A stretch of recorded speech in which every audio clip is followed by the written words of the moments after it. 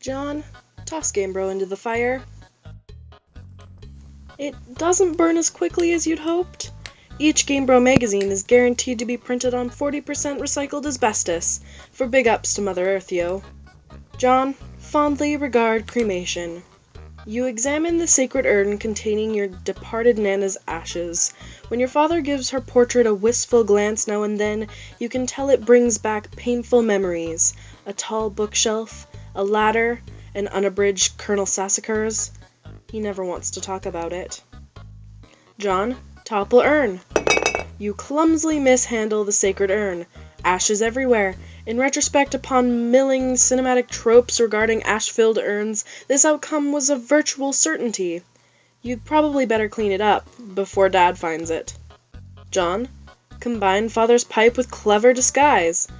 You think now would be a good time to beef up your clever disguise. John, examine oversized gift. Champ, you can do anything if you put your mind to it. I believe in you. Contemplating what could be inside this package is sort of exciting, but it makes you a little nervous at the same time. John, open large present. Oh, hell no. John, capsulog ashes. First you prop the Harlequin doll on the couch. Having it in the middle of the floor, sprawled out all akimbo like that, struck you as unseemly. You capsulog the ashes to your available card. John, combine ashes with urn. You merge the sacred urn with the ashes. Most of the ashes back inside the urn, but it's a total mess. Really, it would have been tidier if you just used a broom and dustpan. John, put urn back.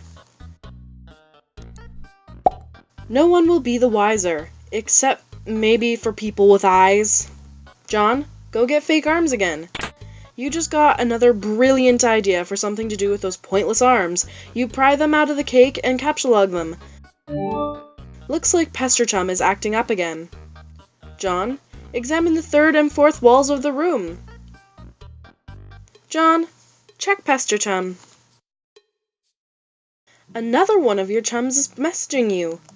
John, check message.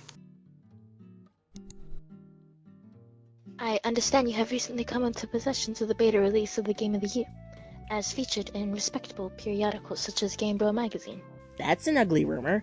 Whoever told you that is a filthy liar, and you should probably stop hitting on him all the time or whatever.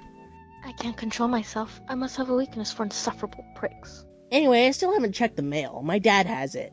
I'm trying to go get it from him, so be right back. John, What? you're wearing one of your disguises now, aren't you? You are typing to me right now while wearing something ridiculous. No, why would you even think that? That's so stupid. Okay. Why don't you go get the game from your father? Alright, wish me luck. Oh, and by the way, JK, I was wearing a funny disguise this whole time. Gotcha! I know, John. John, go back downstairs.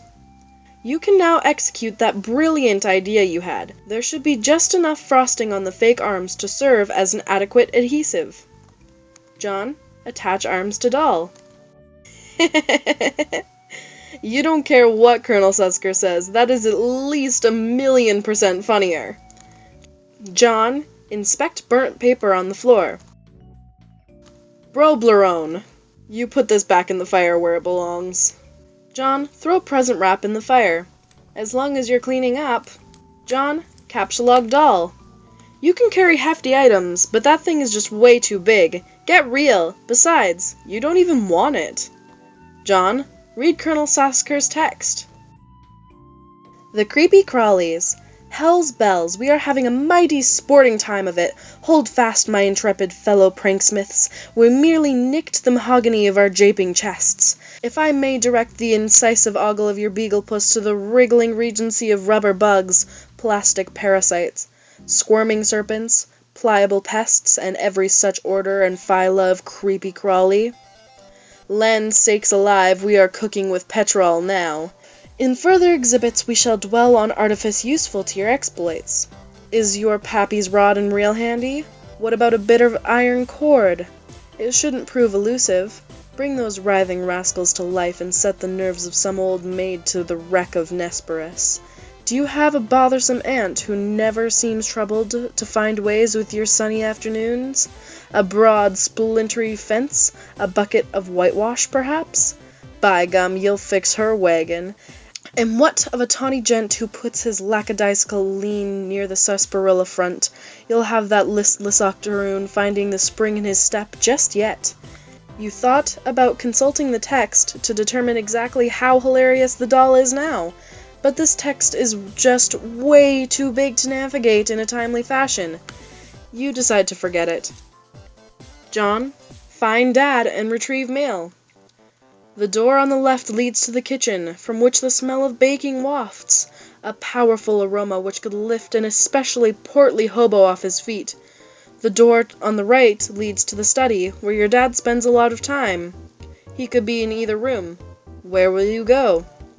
John, go into the study. It doesn't look like he's in here right now. John, examine Father's desk.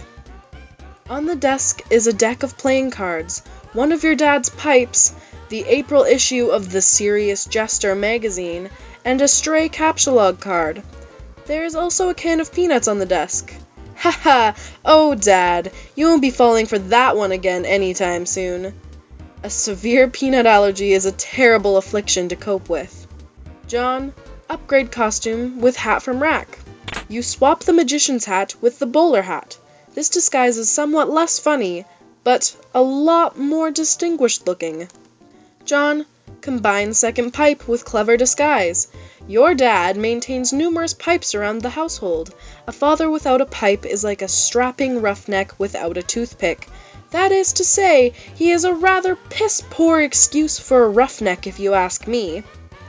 You'd rather not take the pipe, though. This first one tastes bad enough as it is. How you suffer for your comedy.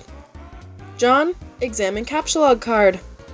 Yes, this will be perfect for expanding the space in your